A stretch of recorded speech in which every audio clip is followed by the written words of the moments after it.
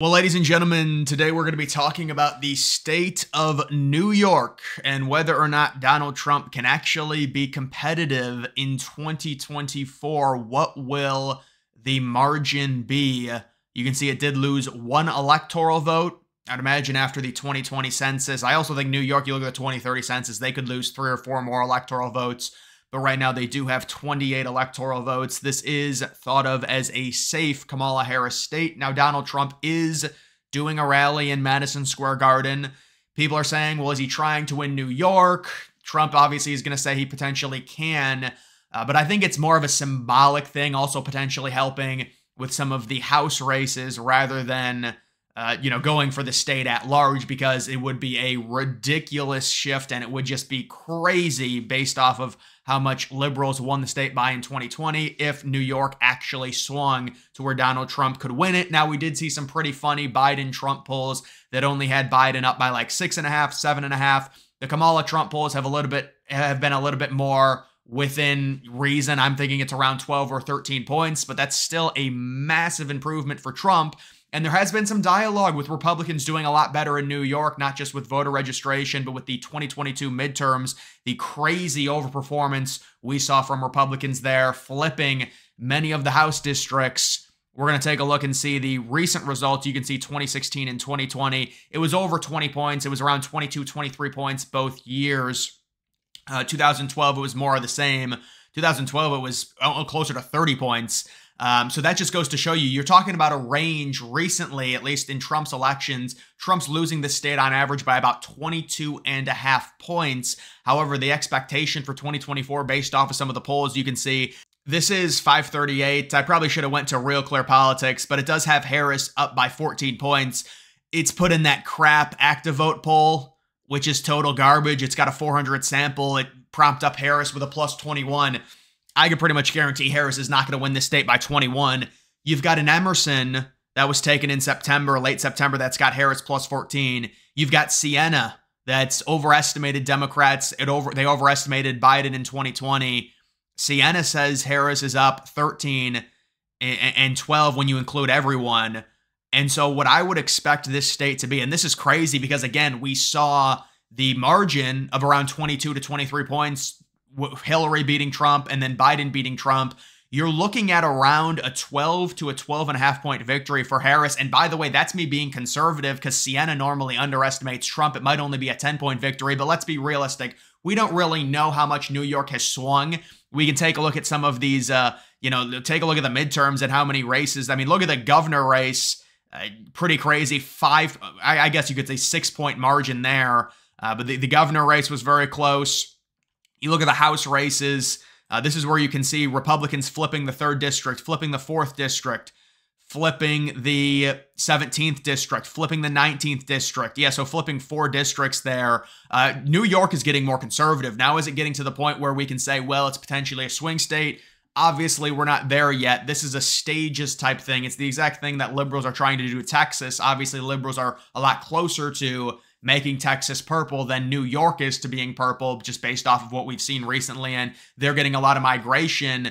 Republicans are doing it a different way. It's just, you've got a lot of people within New York seeing the ridiculous crime, seeing the terrible policies, what's going on, the situation with the mayor of New York, the amount of Democrats they've elected. It's a similar thing that's happening in Illinois and what happened with Lori Lightfoot. Then they elect someone even more liberal than her, and it's a continuous thing. And I think people are starting to realize this is not the proper way we should be governing these big states with huge populations, going soft on crime. It's really just adding gasoline to the fire when you go soft on crime, because you're going to have a lot of crime in these big cities, and if you allow it, it's just going to get worse and worse and worse and worse, and it's kind of like a snowball effect. And if you don't do anything about it, it's just like Gavin Newsom in California and the homeless problem. It gets to a point where it's unmanageable and it really cannot be fixed because there's so much of something happening. And if you've allowed it for so long, and that's what a lot of these people are realizing, like, we have to nip this in the butt. We have to be very hard on crime if you're in a major city, because there's going to be more crime. We know there's going to be more crime in the bigger cities just because the population is bigger. So we have to be tougher on it, not softer. If you're softer on it, that just makes the situation 10 times worse. You're pouring gasoline out of the fire. So I think people are starting to realize it, everyday Americans in a state like New York, in a state like Illinois, and you're seeing the dynamic and the shift really in all of these races. You've also got the Senate race, Schumer winning it by 13, in an off year, in a year where Trump's not even on the ballot. I mean, I think Trump could lose this state possibly by like 11.5 to 12 points, even though he lost it by 23 in 2020. And then that begs the question, well, people have asked me, will New York be a swing state in 2028? I've said, it's just, even if it's 11.5, 12, it's very hard to swing that last, 11%. I mean, just ask liberals about Texas. They're getting liberals moving into Texas to help flip it, and they still can't do it. Also, the population being big doesn't help. I mean, if the population was smaller, they could have easily flipped Texas possibly last cycle, but there's a lot of people in Texas that are conservative. And it's just like New York. There's a lot of liberals. I mean, it's easier to just flip them. They voted liberal in 2020. They vote conservative in 2022 and 2024. Maybe that's what's going on. Maybe that's the dynamic. And I think that's a lot of it, rather than Republicans moving into to New York. You're also seeing liberals flee out of New York and move to places like Texas, to get away from the ridiculous taxes, things like that, and also just the crime in the big city. So when it comes to New York, I do think that Trump this state is going to help him with the popular vote pretty significantly. You're talking about, because remember, back in 2016, Trump only lost the popular vote by like 2.2, and that's with him losing New York by, 22.5, 23 points. So you're only losing the popular vote by 2, and you're losing New York by 23. Well, he potentially can cut that in half to 12 or maybe even 11.5. So let's say he does that. Now you're talking about a popular vote getting condensed even closer. You're going to be making up ground we would expect in Illinois. You're going to be making up some ground in California. California was around a 27-point victory for Biden. It was similar with Hillary. I think it's going to be around 21, 22. We saw Trump have the big rally there, but it's not just the big rally. It's the overall trend of these liberal cesspool states shifting a little bit right. Obviously, California is going to shift left to right, less right than a New York, because we have, some indicators like the midterm results, which people were shocked by the amount of districts Republicans flipped, how they were, how competitive they were in the governor's race, things like that. The question is, can it be a swing state in 2028? It's going to be very hard. I think it would have to be a crazy, crazy shift for that to happen. But you could get it within 10, maybe get it to 5 or 6, just like liberals are doing with Texas. But the thing with Texas is it looks like Republicans potentially could be pushing a lead back up in Texas, because we've seen Texas get closer, closer, closer. Now we're starting to see potentially with some of these polls where it got to 5.8 point margin in 2020, we're seeing 6 or 7 point leads for Trump, which is pretty crazy considering the immigration that Texas got. So if Republicans can push Texas back up while narrowing New York, you're talking about Trump performing significantly better in the overall popular vote. And so I think that's the dynamic right now when it comes to New York. You're talking about a 23-point loss, a 22-point loss, going down to around 11 or a 12-point loss. And by the way, with the governor race, maybe I'm underestimating Trump. We're really just throwing, because there's very little polls. You've got a Siena poll that's got it 12. You've got, we had Biden-Trump polls that had it under 10.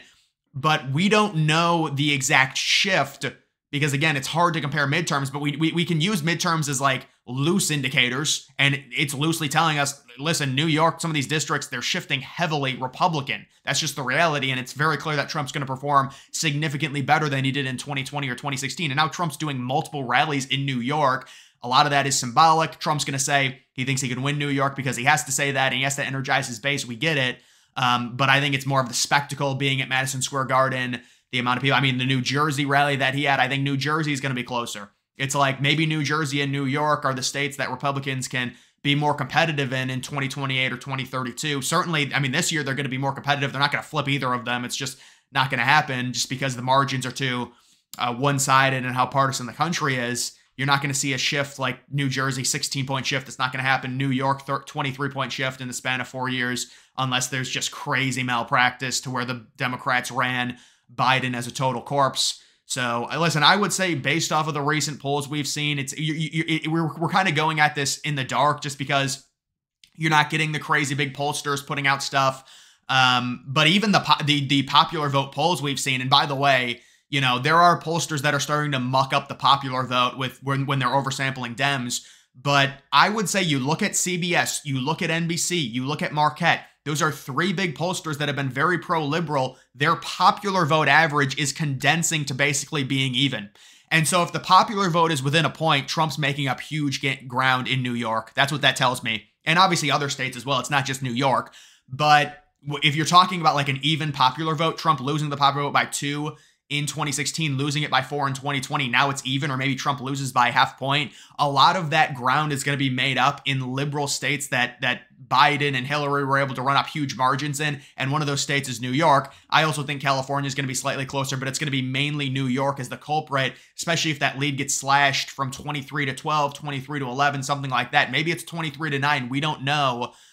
You do have some poll, one of the polls that had Harris up by 21. I think that's a total outlier with a sample of 400, but there's just not a lot of polling there.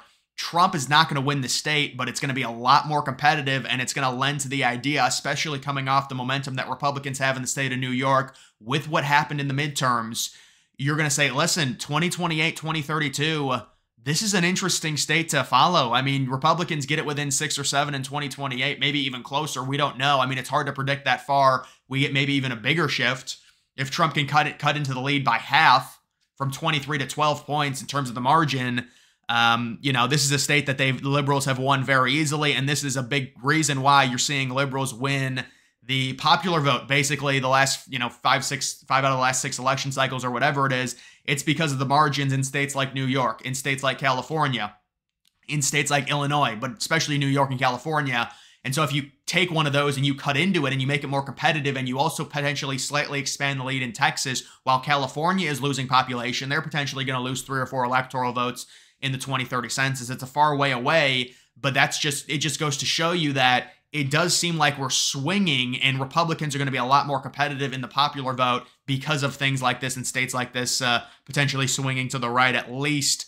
I mean, it's certainly a decent margin, but I don't expect Trump to win this state. Obviously, it's just not going to happen. I mean, if they kept Biden and he was a corpse, but even then, it's like if Trump is being competitive in New York, the election's over. It's just Trump would get like 350. I mean, Trump would win Virginia, Minnesota. If he's competitive in New York to where it's like a 5 or 6 point win for Harris, Trump would win so many other states: New Mexico, New Hampshire, Maine at large before New York, New Jersey, another one, because New Jersey's margin was 16 in 2020. New York was 23. I think New Jersey probably goes down to about maybe 9 or 10, and New York's at like 11 or 12 in 2024. But that's just, again, we're not getting a ton of polls. It's just rough estimations based on the trends that we've seen, and also a few polls. I mean, we did see some polls in New York that were single digits, Biden versus Trump. Even the polls now, you look at Real Clear Politics, I think the polls that they've inputted, it's got like Harris plus 12.5. If you look at their polls that Real Clear Politics had in 2020, it was like Biden plus 27 was the average in New York. I mean, we're not even on the same wavelength with this state and the way they're polling now, with how close it's gotten. And I'm not saying, it's going to flip, but I'm just saying there's a huge difference in terms of where we're at with New York in comparison to where we were in 2020, which enabled Biden to run up the big numbers and allow him to win that popular vote by around 4.2. This is good. So another dynamic to understand is this will condense the popular vote, but it's not going to change the electoral college at all. New York won't, at least, because Kamala is still going to win New York, right? She's not going to win it by 23. She's going to win it by 12, but she's still going to take, obviously it's a winner take all. She's going to take all the electoral votes. So the electoral math changes a little bit to where Trump condenses that popular vote, but Harris still wins all of the electoral votes in the state, meaning that we're not going to see as big of a deviation in terms of Trump almost winning the election, losing by like 40,000 votes in 3 different states, but losing that popular vote by over 4 points. We're not going to see that again. You could potentially see something where Trump could, and I don't think Trump's going to lose, but just he could lose the popular vote by only 2 and still lose the electoral college, because you're condensing the popular vote in states like New York, but you're not gaining any electoral votes. That's kind of the dynamic how that works. But I think Trump's probably going to lose the popular vote, maybe by like half a point at this point. If it's like that, Trump's winning for sure. The electoral college, there's no doubt about it. But either way, guys, that is going to do it for this video. Make sure you follow me on X. Link to that's always in the description.